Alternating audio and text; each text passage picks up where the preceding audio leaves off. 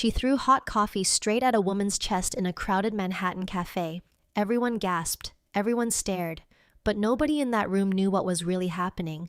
Nobody knew that the pregnant waitress standing there, trembling, 7 months along with triplets, was secretly married to the most powerful CEO in New York City. And nobody knew that in exactly 4 hours she would be lying on an operating table, bleeding out, with doctors shouting that they were losing her. Her stepmother wanted her dead.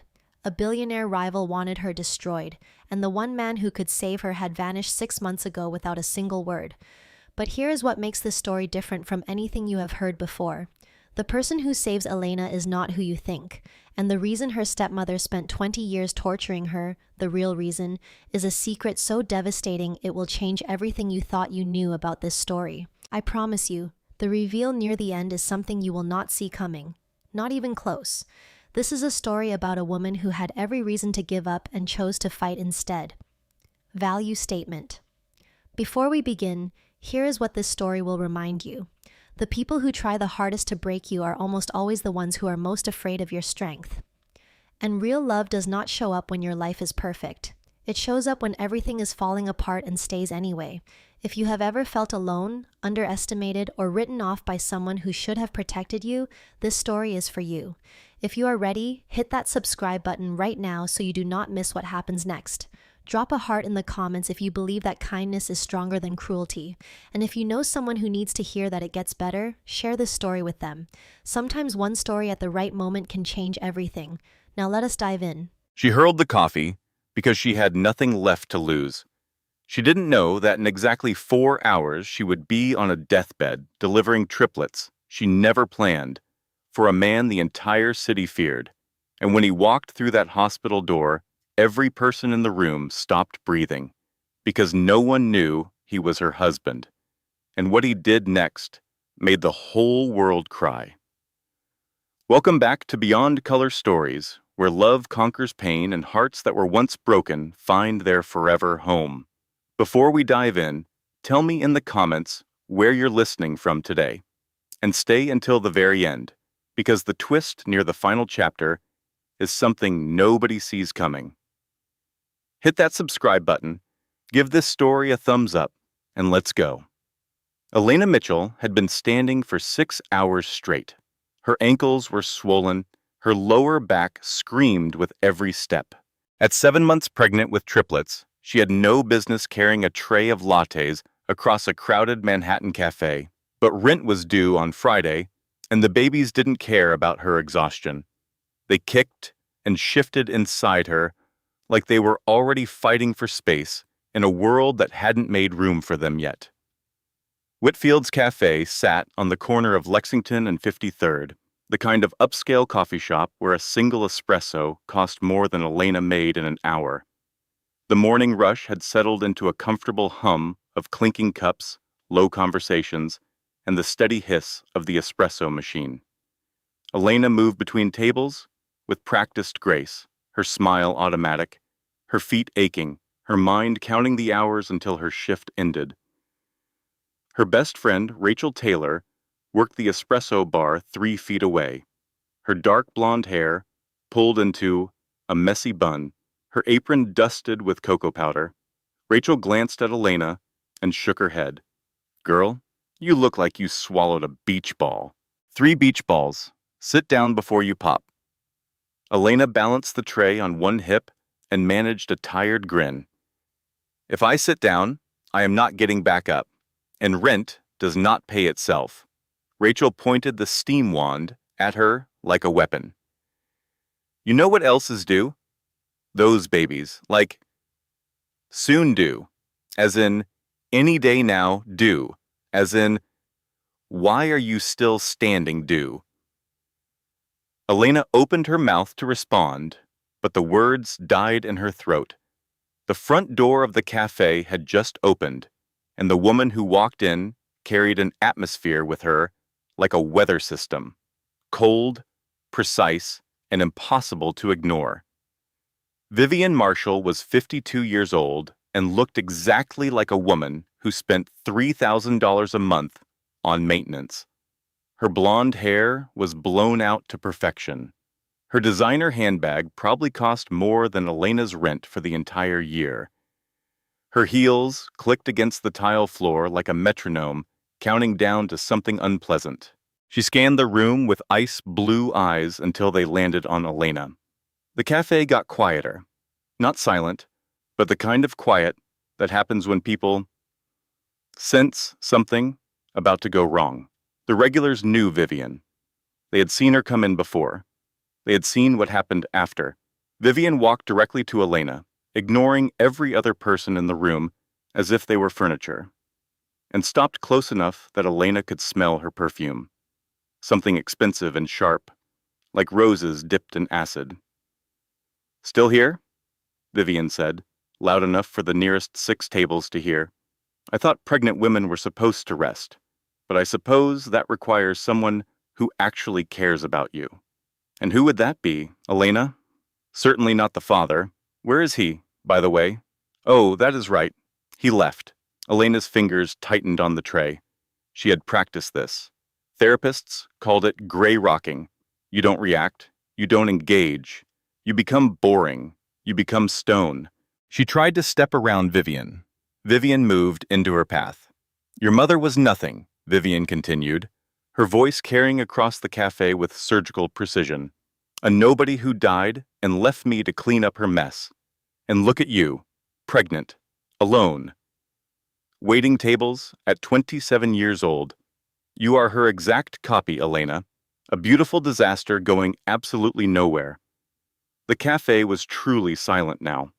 Rachel's hand had frozen on the espresso machine. A man at a nearby table lowered his newspaper. A woman by the window stopped mid-bite on her croissant. Elena stood perfectly still. She could take the insults about herself. She had been absorbing them for 20 years, ever since Vivien married her father, when Elena was 7. Ever since her mother's funeral, when Vivien had looked at her with barely concealed irritation, as if Elena were an inconvenient stain on her new life. She could take being called worthless. She could take being called a mistake. She had heard those words so many times they had almost lost their sting. Almost. But her mother. Her mother, who had read to her every night. Her mother, who had braided her hair and kissed her forehead and told her that kindness was the strongest thing a person could be. Her mother, who had died of cancer when Elena was 7 and left a hole in her life that 20 years of Vivien's cruelty had only made deeper. That was the line. Elena's hand closed around the ceramic mug on her tray. The coffee inside was fresh. She could feel the heat radiating through the cup, almost burning her palm. Somewhere in the back of her mind, a quiet voice said, "Don't." But a louder voice, one that sounded exactly like her mother, said enough. Elena threw the coffee. It arced across the short distance between them and hit Vivien square on the chest. The splash was spectacular. Dark liquid cascading down Vivien's cream-colored blouse, spreading in a pattern that looked almost artistic, like a painting of the moment everything changed. Vivien screamed, not from pain, though the coffee was hot enough to sting. She screamed from the sheer audacity of it, from the public humiliation, from the fact that the girl she had spent 20 years crushing had finally fought back. The cafe erupted. Gasps. Whispers. 2 people pulled out their phones. Rachel, from behind the counter, muttered just loud enough to be heard. Honestly, that blouse was ugly anyway. Vivien's face twisted into something Elena had never seen before. Pure, uncontrolled rage. She raised her hand, palm open, aimed directly at Elena's face. And the front door of the cafe slammed open so hard it bounced against the wall. Every head in the cafe turned toward the door. The man standing there looked like he had been carved from authority itself. Doll. Over 6 feet, with broad shoulders and a jaw that could have been cut from granite. His suit was dark and perfectly tailored. His eyes were steel gray, and they were locked on Vivien's raised hand with an intensity that made three people at nearby tables instinctively push their chairs back. This was Chris Jordan. In Manhattan, there were powerful men, and then there was Chris Jordan. At 34, he ran Jordan Capital Group, one of the most feared private equity firms on the East Coast. Magazines called him a genius. Competitors called him a predator. His employees called him Sir and meant it. He had the kind of presence that didn't ask for attention. It demanded it. Rooms went quiet when he entered. People straightened their posture. Conversations paused. He crossed the cafe in 4 strides. Not running, not rushing, just the controlled, deliberate movement of a man who was used to the world adjusting itself around him rather than the other way around. He caught Vivien's wrist before her palm could connect with Elena's face. His grip was firm, not theatrical, not violent, just absolute. The kind of grip that communicated very clearly that the hand he was holding would not be moving again until he decided to release it. Vivien gasped. She tried to pull away, and couldn't. Chris did not look at her. Not yet. His eyes went to Elena first, scanning her face, her body, the swell of her pregnant belly, checking for damage, for injury, for signs that he had arrived too late. Something flickered behind his steel gray eyes. Relief, fear, tenderness, and a fury so cold it could freeze the air around him. Then he turned to Vivien. "Touch her," he said, his voice low and even, carrying easily across the silent cafe. "And I will dismantle every piece of your life, starting with the house on Birch Lane that you think is yours." The color drained from Vivien's face so quickly, it was almost medically concerning. Birch Lane. That was the house Elena's father had left when he died. The house Vivien had inherited. The house that was supposed to be Elena's. How did this man know about Birch Lane? "Who are you?" Vivien stammered, her confidence cracking like cheap porcelain. Chris released her wrist and turned to Elena. The shift was remarkable.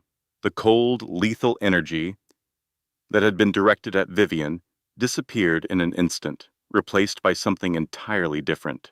His hand rose slowly, gently, and brushed a strand of hair from Elena's face. The gesture was so tender, so intimate, that every person watching felt like they were intruding on something private. "I am sorry I'm late," Chris said, quietly. His voice was meant only for her, but in the silence of the cafe, everyone heard it. Elena stared at him. Her hands were trembling, her heart hammered against her ribs. 6 months. He had been gone for 6 months. No calls, no messages, no explanations. She had gone from confused to worried to heartbroken to furious to numb, cycling through every stage of abandonment until she had finally accepted, with a grief that felt like drowning, that the man she had secretly married was gone forever, and now he was here, standing between her and the woman who had tormented her entire life, looking at her like she was the only person in the room. "You left me," Elena whispered. Her voice cracked on the second word. Something shifted in Chris's expression. Pain. Genuine, undisguised pain. Not the performative kind. The real kind. The kind that comes from knowing you hurt someone you would die to protect. "I never left you," he said. "I will explain everything. But right now, I need you to trust me." "Can you do that?" Before Elena could answer, Vivien found her voice again. It came out strangled, thin, nothing like her usual commanding tone. "Who is this man to you?" Chris turned back to Vivien. His expression returned to stone. "I am her husband." The cafe exploded. Not literally, of course. But the effect was similar. Whispers erupted at every table. Rachel dropped an espresso cup, and it shattered on the floor, and she did not even look down. 2 customers began filming. A barista in the back said something unrepeatable. Vivien's mouth opened and closed 3 times without producing a sound. She looked like a computer that had encountered an error message it could not process. Her stepdaughter, the waitress, the pregnant, abandoned, worthless girl she had been publicly humiliating for 20 years, married, to a man who radiated more money and power than anyone Vivien had ever encountered. That is impossible, Vivien finally managed. Chris's expression did not change. Call your lawyer. You will need one. He turned back to Elena, dismissing Vivien as completely and efficiently as one closes a browser tab. His hand found Elena's, and his fingers intertwined with hers with a familiarity that spoke of hundreds of nights spent together, of whispered conversations and shared laughter, and a love that had been real and deep long before this moment. But Elena's eyes were glazing over. The adrenaline from the confrontation, the shock of seeing Chris, the physical strain of standing for 6 hours at 7 months pregnant with triplets. It was all converging at once, crashing together like waves in a storm, and her body was giving out. A wave of dizziness hit her so hard she swayed. Then she felt it. A sudden warmth between her legs, a wetness that should not have been there, a sharp cramping pain that radiated through her abdomen like lightning. Her water had broken. At 30 weeks, way too early. Rachel saw it first.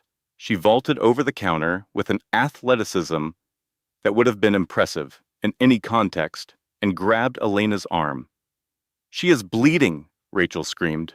Someone call 911. Chris caught Elena before she hit the floor. He scooped her up in one motion, cradling her against his chest, her head resting against his shoulder. In this moment, he was not a billionaire CEO. He was not the most powerful man in any room. He was a terrified husband holding his pregnant wife, and his hands were shaking. Elena, he said, Elena, look at me. Stay with me. Elena's eyes fluttered. Her voice was barely a breath. The babies, Chris. The babies. Chris turned to the door. A man in a dark suit materialized beside him as if he had been waiting for exactly this moment, which in fact he had. This was Michael Webb, Chris's head of security. Former Marine, built like a refrigerator with a military haircut. He had been stationed outside the cafe since 6 that morning because he had been stationed near Elena every morning for the past 6 months on Chris's direct orders. Get the car, Chris commanded. Now. Mount Sinai. 8 minutes. Clear the route. Michael moved like a machine. In 90 seconds, Elena was in the back seat of an armored black SUV, Chris holding her, one hand pressing against her belly as if he could physically keep the baby safe through sheer willpower. Rachel climbed into the front passenger seat without being invited or particularly welcome. Michael glanced at her. Ma'am, this is a secured vehicle. Rachel buckled her seatbelt. I am coming. Do not argue. I will fight you. Michael evaluated her for approximately 1 second. Ma'am, I was Special Forces. Rachel pointed at the road. And I am from New Jersey. Drive. Michael drove. The emergency room at Mount Sinai was controlled chaos. Elena was transferred from the SUV to a gurney in under a minute, Chris running alongside, his hand never leaving hers. Nurses in blue scrubs materialized from every direction, attaching monitors, calling out vital signs, moving with the practiced urgency of people who understand that seconds can mean the difference between life and death. Dr. Catherine Shaw met them at the entrance to the obstetrics wing. She was 45, with short silver hair and glasses that she peered over rather than through, giving her the appearance of someone who was permanently evaluating whether you were wasting her time. She was one of the top high-risk obstetricians in New York, and she had been monitoring Elena's pregnancy remotely for months, another arrangement Chris had made in secret. How far along? She asked, already examining Elena as the gurney moved. 30 weeks, Chris said. Triplets. She collapsed from stress. There is bleeding. Dr. Shaw's fingers moved across Elena's abdomen with expert precision. She checked the monitor readings. She listened. And then she looked up at Chris with an expression that he, a man who could read people the way most people read menus, immediately understood. His blood went cold. "Mr. Jordan," Dr. Shaw said, her voice calm, but weighted, "your wife has placental abruption. 2 of the 3 placentas are separating from the uterine wall. This means the babies are losing oxygen.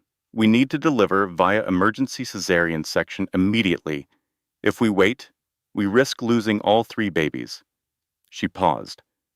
"And possibly Elena. Here is something most people do not know, and it is important enough to pause the story for just a moment. Placental abruption is a serious pregnancy complication that affects roughly 1 in 100 pregnancies. It can be triggered by many things, but severe emotional stress is a significant risk factor.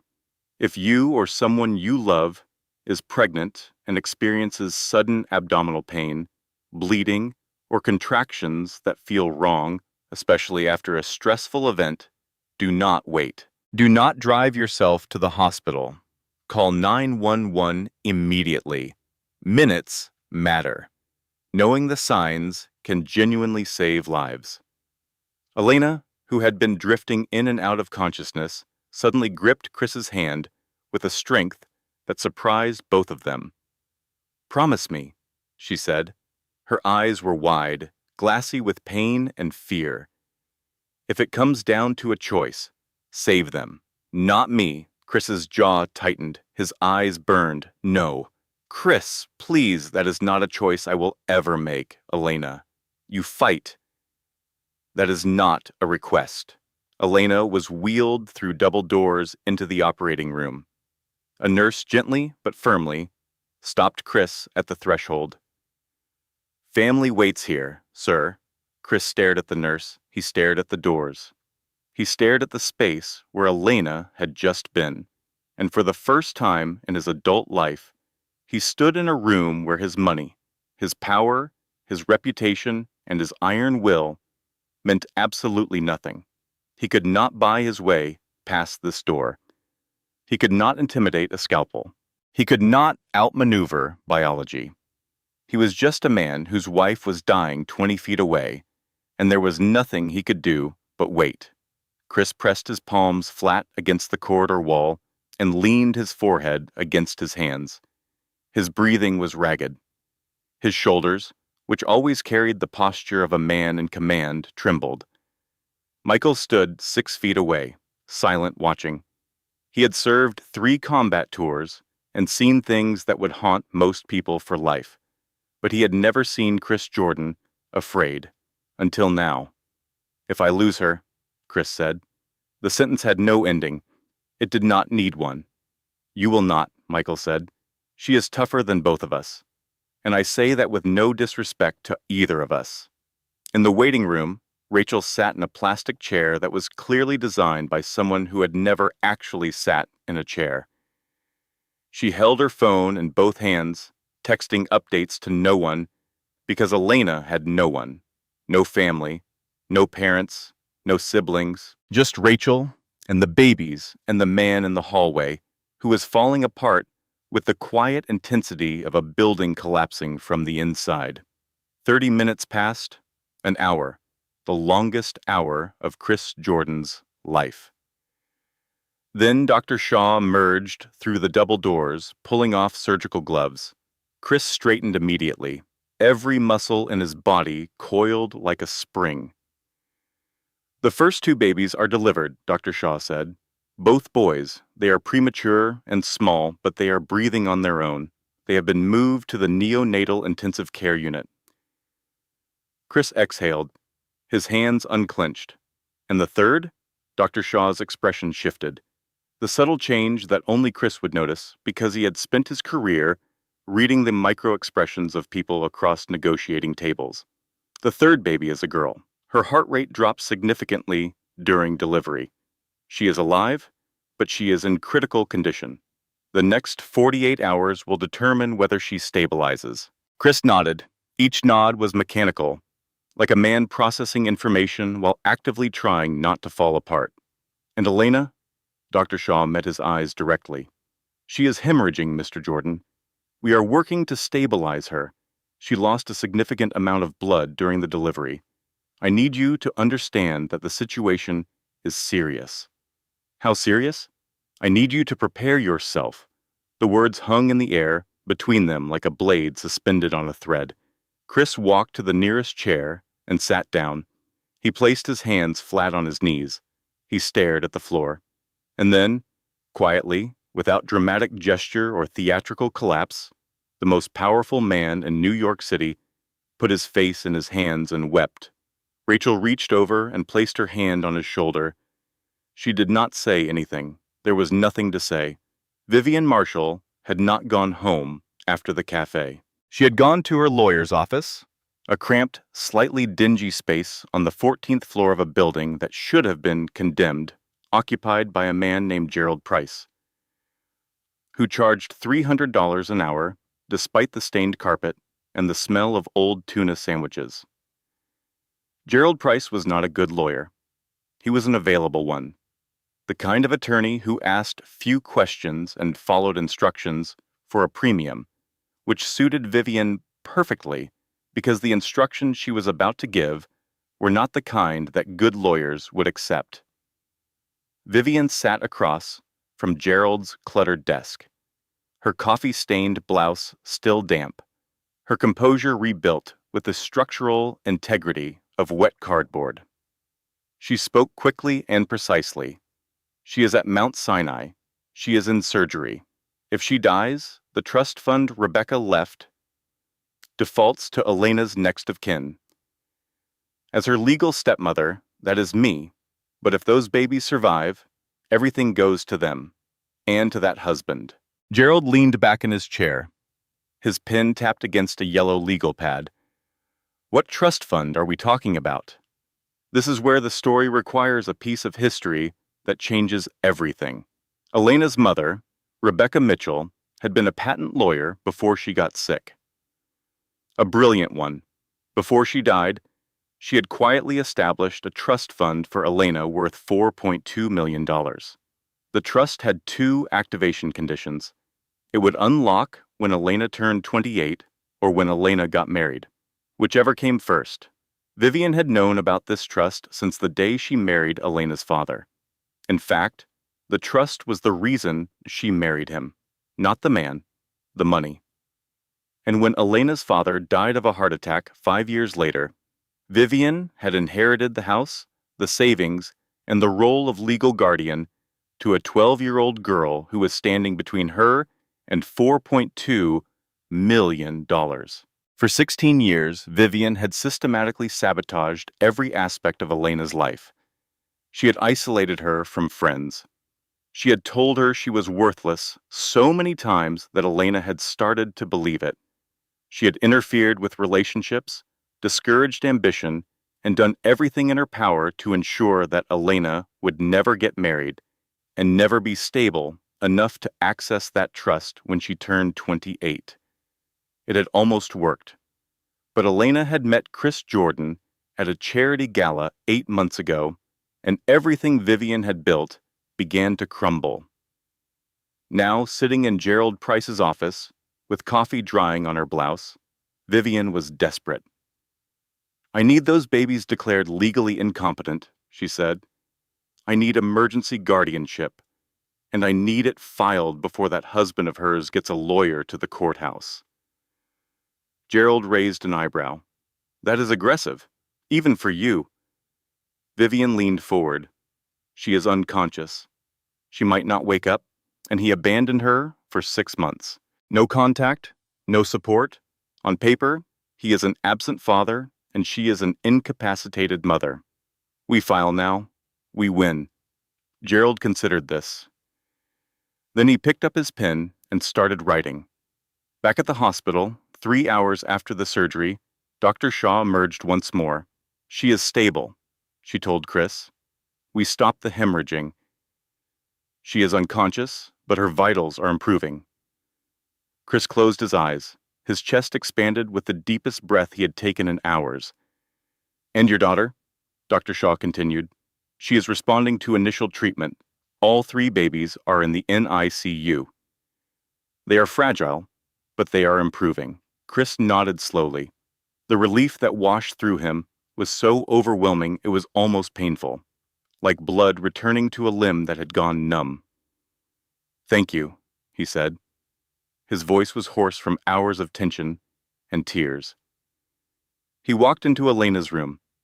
She lay beneath white sheets, connected to monitors and IV lines, her face pale but peaceful. The machines beeped in steady rhythm. Her chest rose and fell. Chris pulled a chair to her bedside. He took her hand. He leaned close enough that his lips brushed her hair. "You did it," he whispered. "You are safe now. We are all safe." He closed his eyes and allowed himself, for the first time since the cafe, to believe it. He fell asleep holding her hand. At 3 in the morning, his phone buzzed. The screen lit up with a message from Michael Webb. 4 words that erased every ounce of relief he had accumulated. "Boss. We have a problem. Someone filed an emergency guardianship petition for the babies. Hearing is at 9 a.m. The petitioner is Vivien Marshall." Chris stared at the phone. The silence in the room was absolute. The monitors beeped their steady rhythm. Elena slept peacefully, and Chris Jordan sat in the blue glow of his phone screen, feeling the ground shift beneath him for the second time in 12 hours. "She is trying to take my children," he said softly to no one. His hand tightened around Elena's. He did not sleep again. 9 in the morning, Manhattan Family Court.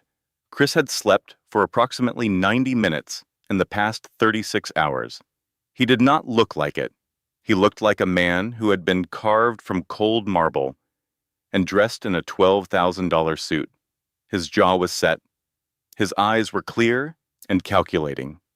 Whatever vulnerability he had shown in the hospital corridor was now buried beneath layers of controlled fury and strategic precision. He arrived at the courthouse, flanked by 3 attorneys from Hartwell and Associates, TSM, one of the top family law firms in the city. They had been assembled in 4 hours, which was a testament to both Chris's resources and the amount of money he was paying them.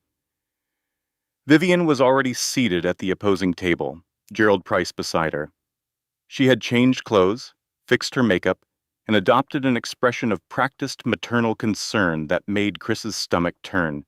The judge was the Honorable Patricia Whitmore, 62, known for being thorough, fair, and deeply unimpressed by wealth.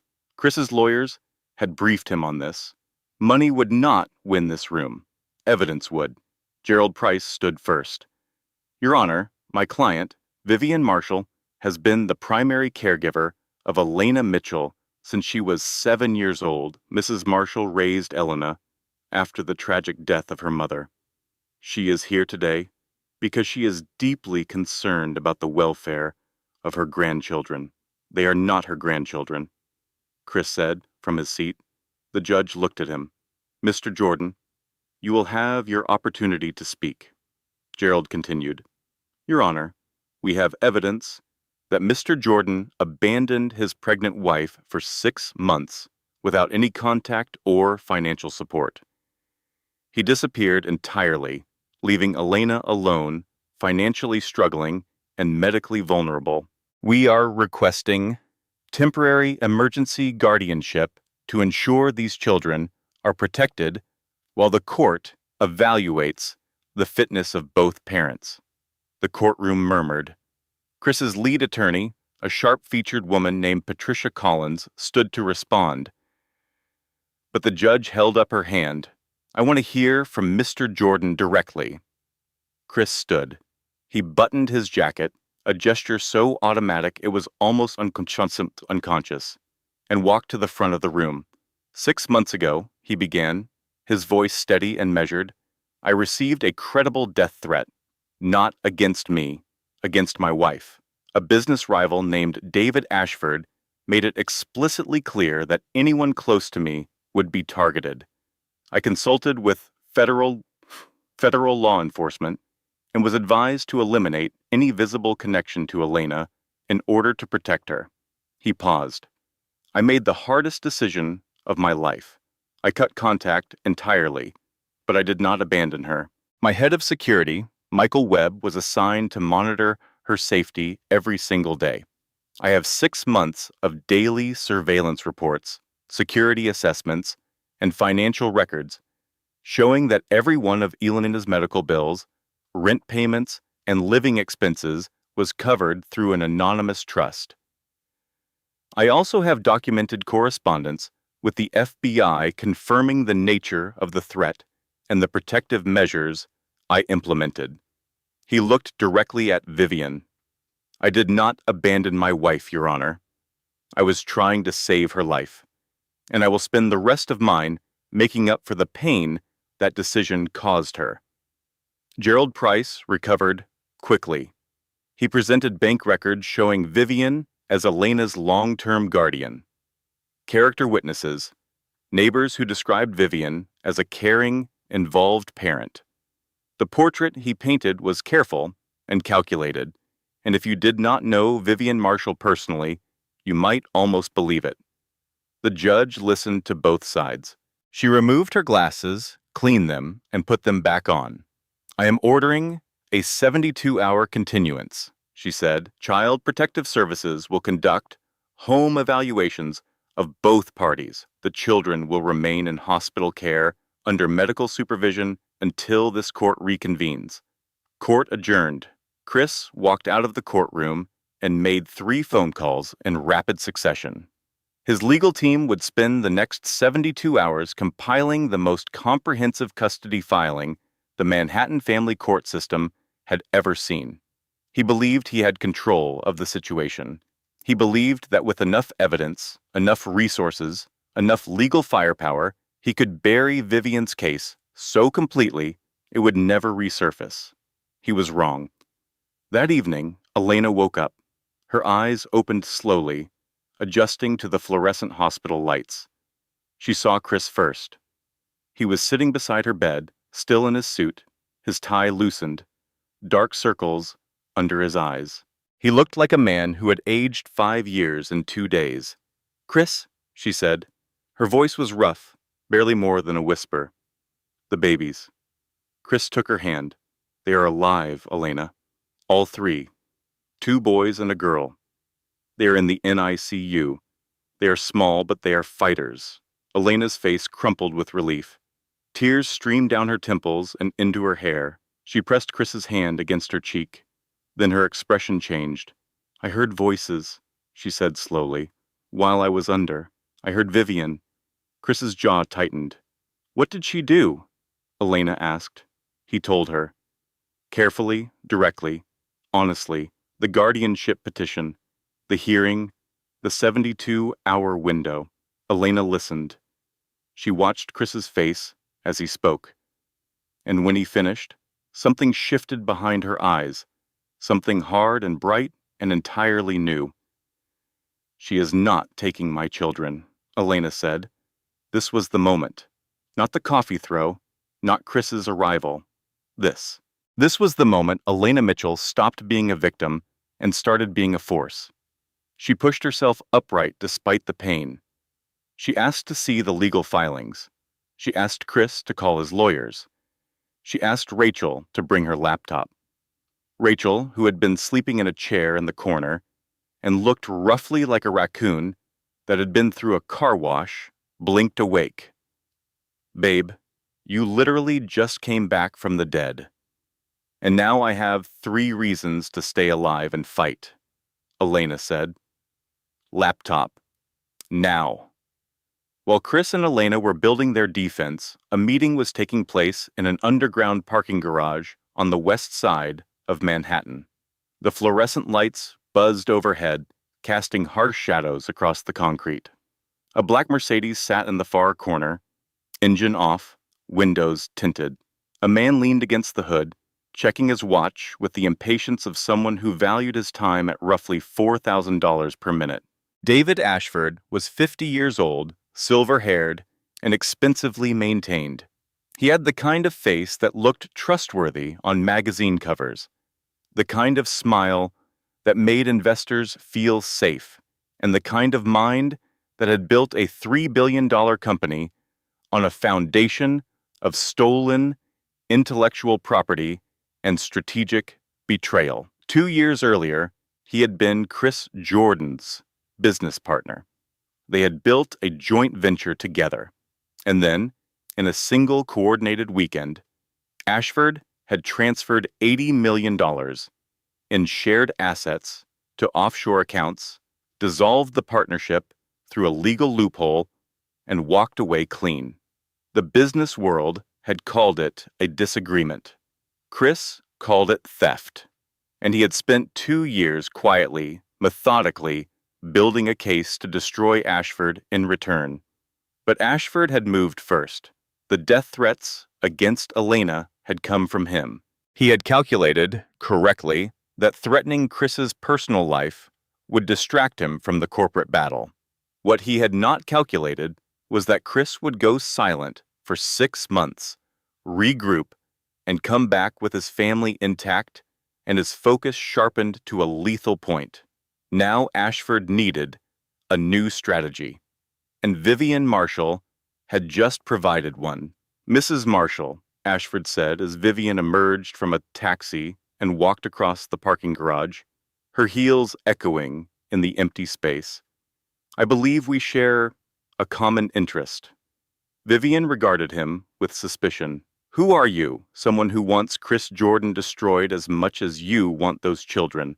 Perhaps more." Vivien crossed her arms. "What do you want?" Ashford smiled. It was the kind of smile that a shark might produce if sharks could smile. Elena's mother, Rebecca Mitchell, did not just leave a trust fund, he said.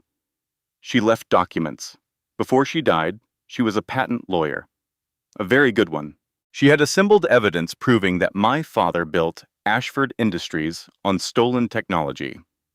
Specifically, technology that belonged to 3 small companies, including the company run by Chris Jordan's father. He paused to let that sink in. "Those documents are locked inside Rebecca's trust," he continued, "the same trust that activates when Elena turns 28 or gets married. You have been blocking that trust for 20 years. I need you to stop blocking it." Vivien frowned. "Why would I do that?" "Because if those documents become public, Chris Jordan has the evidence to destroy my company. But if I get to them first, I can make them disappear. And in return, I will ensure you get full guardianship of those children and access to every penny in that trust." The parking garage was silent except for the distant hum of ventilation. Vivien studied Ashford's face. She was a manipulator herself. She could recognize one, but she was also desperate. "What exactly do you need me to do?" she asked. Ashford straightened his cuffs. "Just keep doing what you do best. Make Elena's life impossible. Keep her distracted. Keep her husband fighting fires on multiple fronts. And when the moment is right, I will handle the rest." On the 3rd day after surgery, Elena Mitchell sat up in her hospital bed with her laptop open, 3 legal documents spread across her blankets, and a determination in her eyes that made the nurses slightly nervous. Rachel sat in the visitor's chair, eating strawberry yogurt and providing commentary. "Okay, so I found your mom's old lawyer," Rachel said, scrolling through her phone. "His name is James Whitfield. He retired in 2019, but he still lives in Westport, Connecticut. Want me to call him?" "Call him," Elena said, without looking up. While Rachel dialed, Elena reviewed the guardianship filings. She had been studying legal documents for 2 days straight, and while she was not a lawyer, she was a fast learner with a personal stake that made her attention to detail almost frightening. She had already found 3 inconsistencies in Vivien's financial declarations. Chris walked in carrying 2 coffees. He stopped when he saw the spread of papers. "You should be resting," he said. Elena looked up at him. "I will rest when our children are legally, permanently, irrevocably ours." "Coffee?" Chris almost smiled. He handed her a cup. That afternoon, Vivien made her move. She appeared at the hospital, flowers in hand, wearing her most maternal expression, attempting to breach the fortress Chris had erected around Elena's room. Chris blocked the door. His body filled the frame completely. Vivien gave him her most disarming smile. Chris, I just wanted to see how Elena is doing. I brought lilies. Chris did not move. Forgiveness is her choice. Visiting hours are not. Leave. Vivien's smile faltered. She shifted the flowers to her other hand. The lilies trembled. But then Elena's voice came from inside the room. Let her in, Chris. Chris turned. Elena was sitting up, arms crossed, her expression unreadable. She nodded. Chris stepped aside reluctantly, positioning himself against the wall with the energy of a guard dog that had been told to sit but was very much still ready to bite. Vivien entered. She placed the flowers on the bedside table. She arranged her face into concern. Elena, darling, how are you feeling? I have been so worried. Elena studied her stepmother for a long, silent moment. The silence stretched until it became uncomfortable, then painful, then almost unbearable. Then Elena spoke. Sit down, Vivien. Vivien sat. The command in Elena's voice was new, and it unsettled her. I know about the trust fund, Elena said. I know about the $4.2 million that Mom left me. I know you have spent 20 years making sure I would never get married, never be stable enough to claim it. I know you married my father for money, and I know you kept me as your personal punching bag because you were terrified that one day I would find out the truth. Vivien's composure shattered. Not slowly, not gracefully. It cracked like ice under a hammer. That is not, she began. I am not finished, Elena said. Here is what you do not know. I turned 28 3 weeks ago, and I have been married for 8 months. That trust activated automatically. It is already mine. Your lawyer has not told you yet, but that is because he has been too busy spending your money on a boat. Vivien blinked. What? Gerald Price? Your lawyer. He has been embezzling from your accounts for the last 3 years. 18,000 here, 25,000 there. Nothing big enough to notice if you were not looking. But I was looking, Vivien. For the first time in my life, I was looking. The room was silent. Chris stood against the wall, watching his wife dismantle the woman who had tormented her for 20 years, and he felt something that went beyond love and into the territory of awe. Rachel, in the corner, paused with a spoonful of yogurt halfway to her mouth and whispered to no one in particular. That was ice cold. I love her. Vivien stood up. Her hands were shaking. Her eyes were wet. She looked like a building that had just had its foundation removed and was waiting to collapse. You are lying, she said, but her voice had no conviction. Check your bank accounts, Elena replied calmly. Then check your lawyer's new boat. Vivien left without the flowers. There is something important about hope that most stories do not tell you. Hope is not the opposite of fear. Hope is what makes fear truly devastating, because you cannot be crushed by losing something you never believed you had. It is only when you allow yourself to believe that things might be okay that the fall becomes catastrophic. Elena and Chris had allowed themselves to hope, and the universe responded with 3 disasters in 48 hours. The first disaster arrived at 2 in the morning. Elena was asleep. Chris was dozing in the chair beside her bed when Dr. Shaw entered the room with an expression that jolted him awake faster than any alarm. Mr. Jordan, she said, it is Grace. Grace, their daughter, the smallest of the triplets, the one who had fought hardest to survive the delivery. She has developed a severe infection, Dr. Shaw explained. Necrotizing enterocolitis. It is a serious intestinal condition that affects premature infants.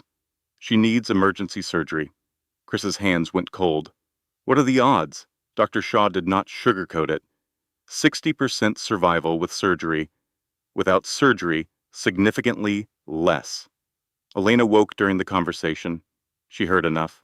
Her face went white, and she reached for Chris's hand with a grip that could have been bent steel.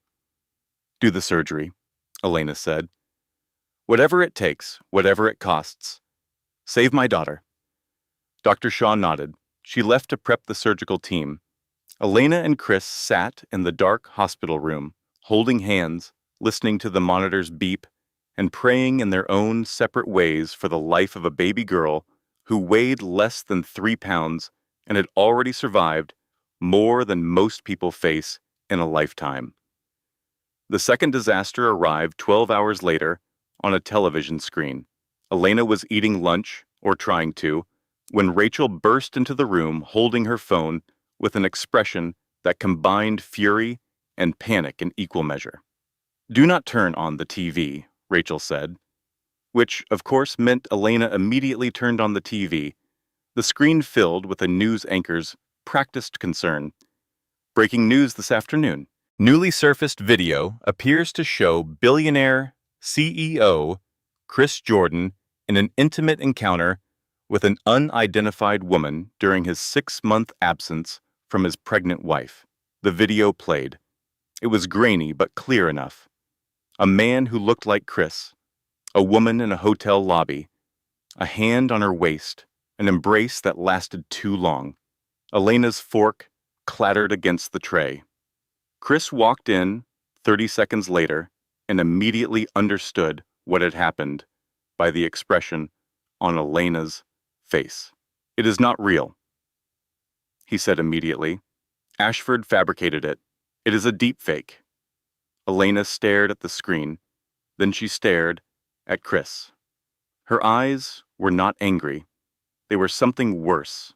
They were exhausted.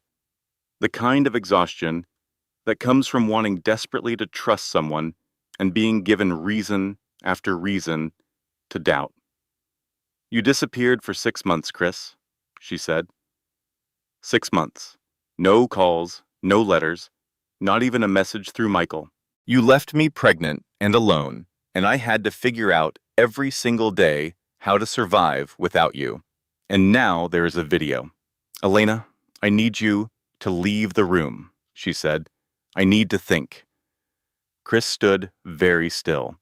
The most powerful man in the city, reduced to silence by 6 quiet words from the woman he loved. He left the room. Rachel watched him go, then turned to Elena. "For what it is worth, I believe him. That video looks about as real as my dating profile." Elena did not laugh. She stared at the blank space where Chris had been standing and tried to separate what she knew from what she feared, which is one of the hardest things a human being can ever do. The third disaster was the worst of all.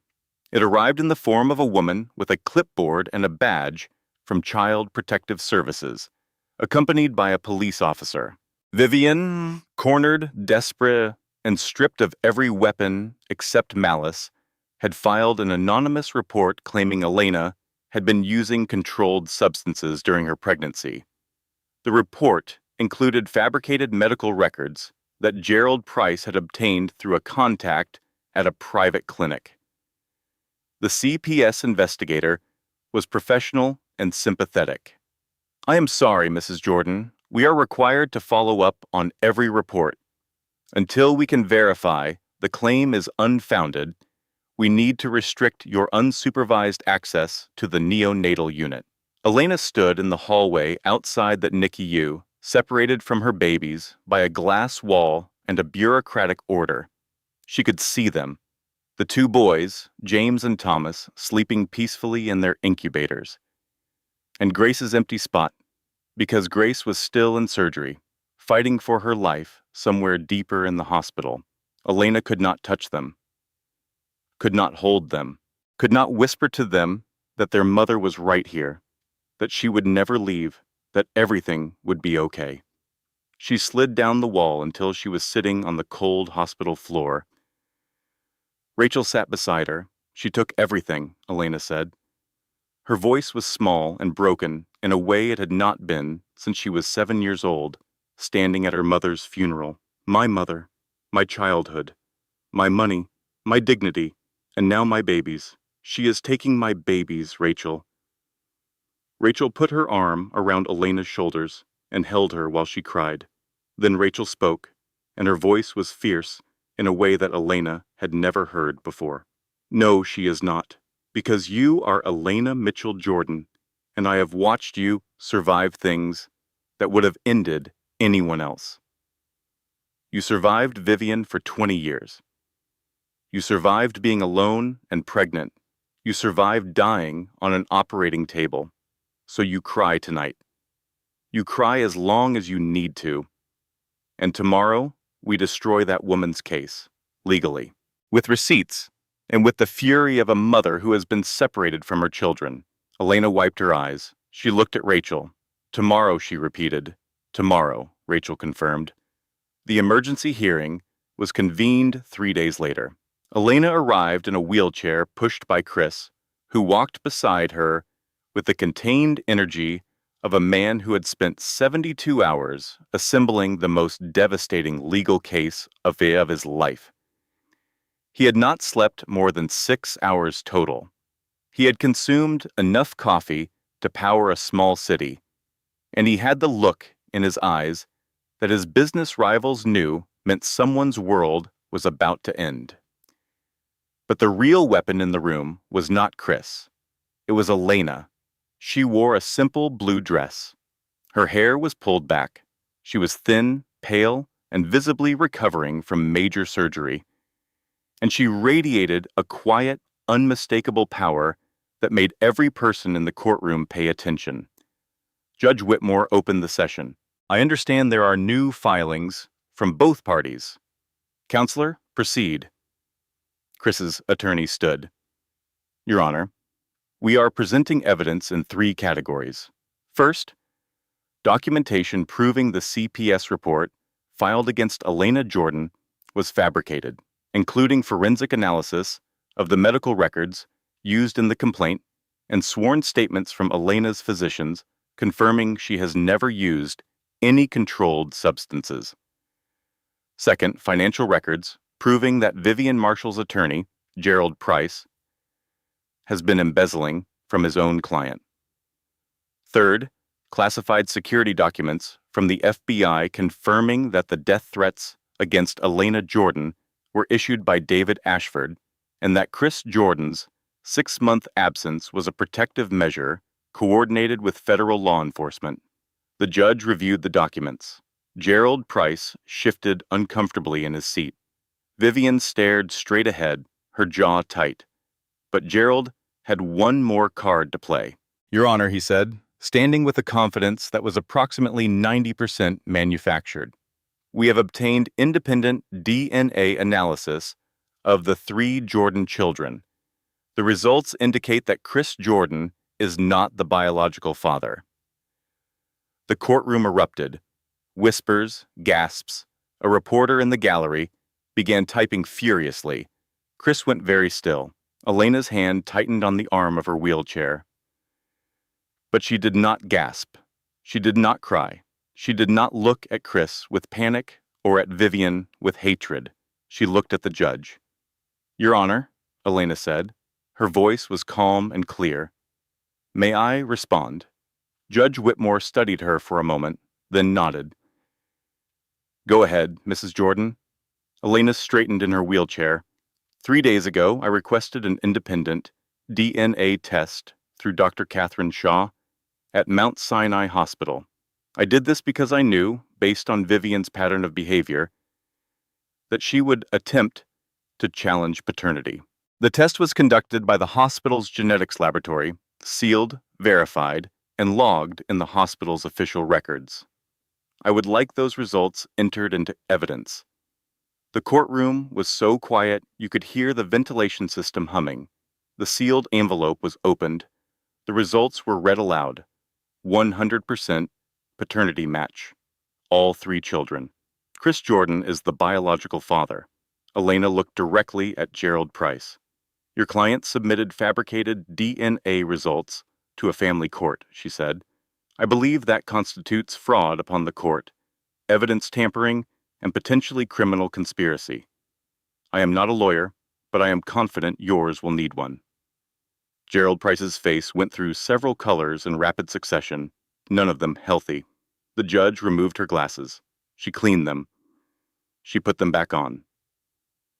Mrs. Marshall, Judge Whitmore said, I am issuing a permanent restraining order, effective immediately. You are prohibited from contacting Elena Jordan, Chris Jordan, or approaching their children within 500 feet.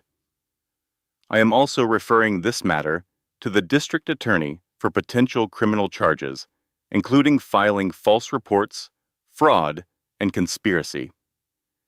Mr. Price, I am referring you to the State Bar Association for investigation. Your behavior in this courtroom has been a disgrace to your profession. Gerald Price said nothing. There was nothing to say. Vivien was escorted from the courtroom by a bailiff. At the door, she stopped. She did not turn around fully, but she turned her head just enough to see Elena.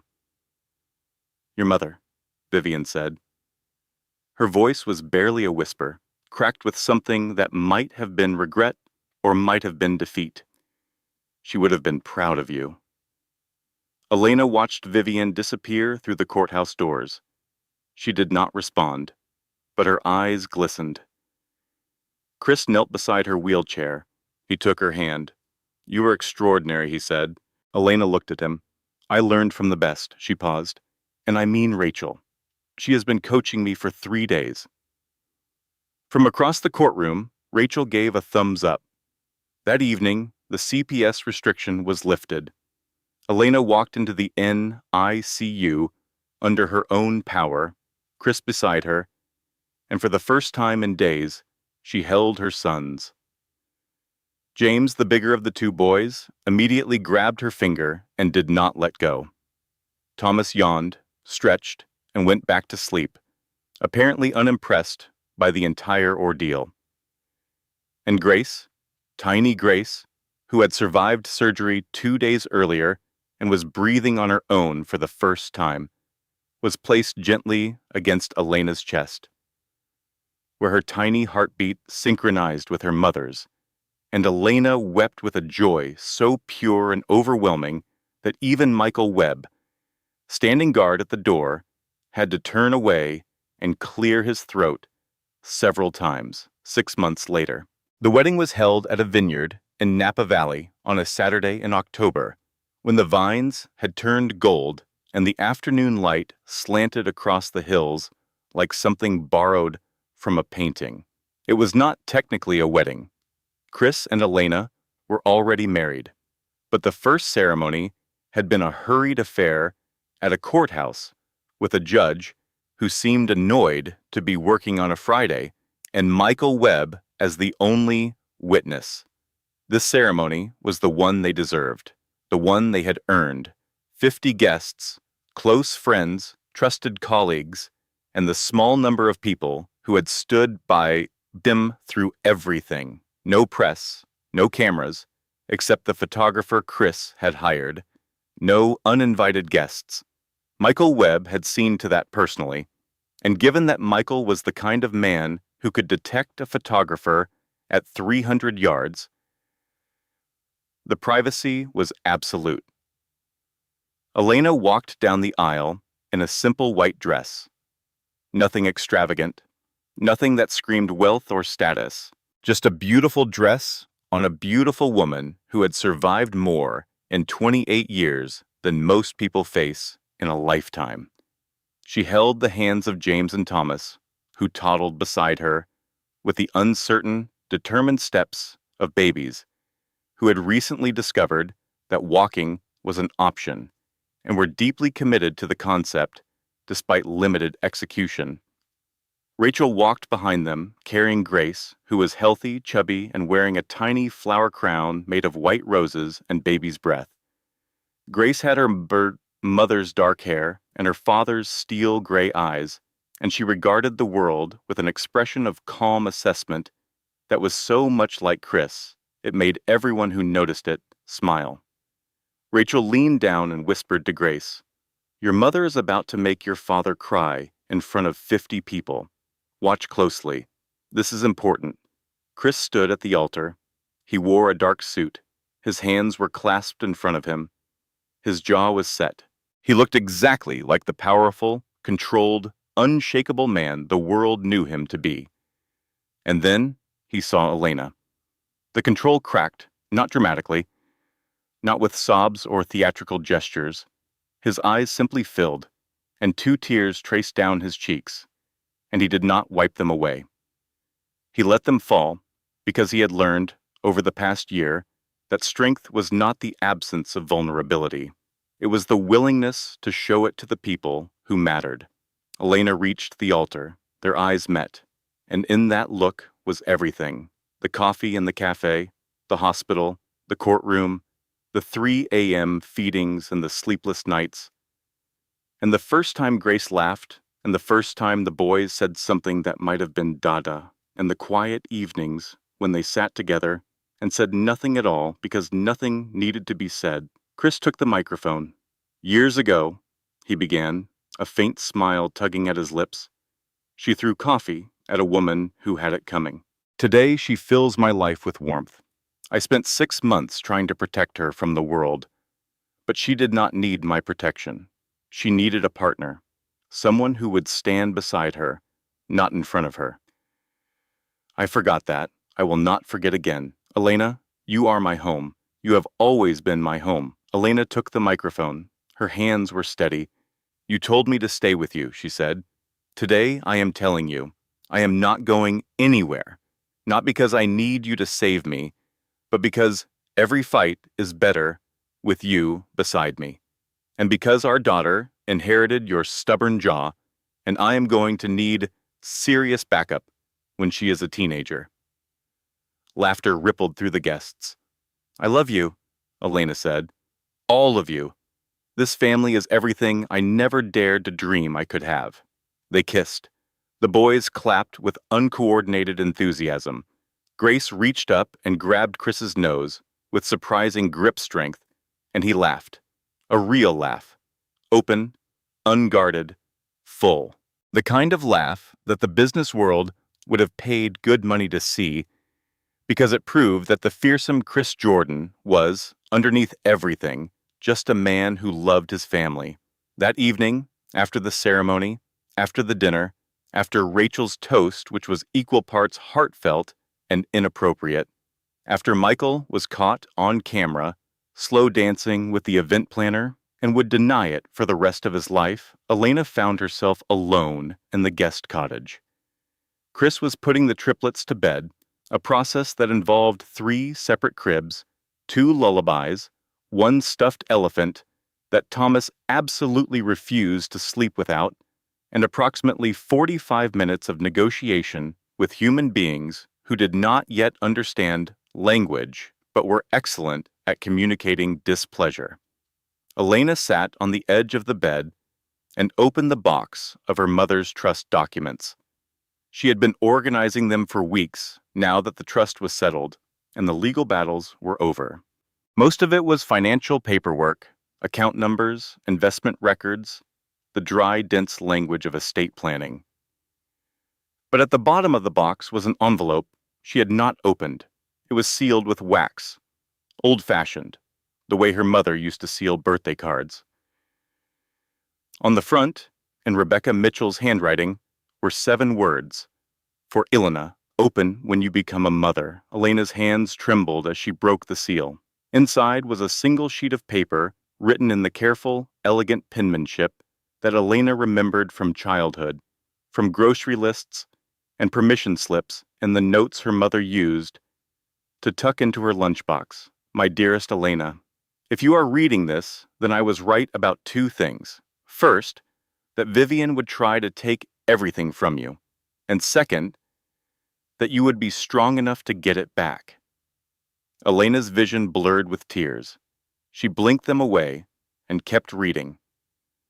But there is one more thing I need you to know. Something I should have told you when I was alive, but I was afraid. Afraid it would hurt you. Afraid it would change how you saw the world. Vivien is not your stepmother. She is your biological aunt, my sister. We were estranged for years because she could never forgive me for one thing. I married the man she loved, your father. Elena stopped breathing. She did not hate you, Elena. She hated that you existed, because you were proof that your father chose me. Every cruel word, every act of sabotage, every attempt to destroy your confidence was not about you. It was about me. It was about a wound between two sisters that never healed. I am sorry I never told you. I am sorry I left you in her care. I believed she would put aside her anger for the sake of a child. I was wrong, and that is the greatest regret of my life. But I know you, my darling girl. I know the fire in you. I know your kindness and your courage and the way you refuse to stay down no matter how many times the world pushes you. You are the best thing I ever did. I love you more than words. Mom. Elena sat on the edge of the bed for a long time. The letter rested in her lap. The vineyard was quiet outside the window. Somewhere in the next room, she could hear Chris's low voice murmuring a lullaby and the soft rustling of babies settling into sleep. The door opened. Chris walked in, sleeves rolled up, hair slightly disheveled from the bedtime wrestling match. "Everyone is down," he announced. Thomas tried to eat the elephant instead of sleeping with it, but we reached a compromise. He saw Elena's face and stopped. "Everything okay?" Elena looked at the letter. She looked at Chris. She looked out the window at the golden hills bathed in the last light of a California evening. "I think there is one more story to tell," she said. She folded the letter carefully and placed it in her pocket. "But not today." She stood. She took Chris's hand. They walked outside together into the fading sunlight. From the cottage behind them came the soft, contented sounds of 3 babies sleeping. Ahead of them stretched the vineyard, the valley, the mountains, and a future that was complicated and imperfect and entirely theirs. And that is how Elena Mitchell became Elena Jordan. Not because a man saved her, but because she saved herself. She threw coffee in anger and found love in the chaos. She nearly died and chose to live. She was betrayed by the woman who raised her and still found the grace to understand why. Here is what I want to leave you with today. Your worst moment is not your last moment. The people who try to break you are usually the ones most afraid of your strength. And love, real love, does not arrive when you are ready. It arrives when you need it most. It walks in when you are at your weakest and lifts you higher than you ever believed you could stand. If this story touched your heart, please hit that subscribe button. Leave a comment telling me what you would have done if you were Elena. I read every single one. Share this with someone who needs to hear that it gets better. Because it does. It always does. Until next time, stay strong, stay kind, and never stop fighting for the life you deserve. Closing disclaimer. This content was carefully researched, developed, and manually edited by our team to deliver meaningful storytelling with real emotional value. Every character, every twist, and every lesson was crafted with one purpose: to remind you that no matter how dark things get, strength, love, and courage will always find a way through. Thank you for listening, and we will see you in the next story.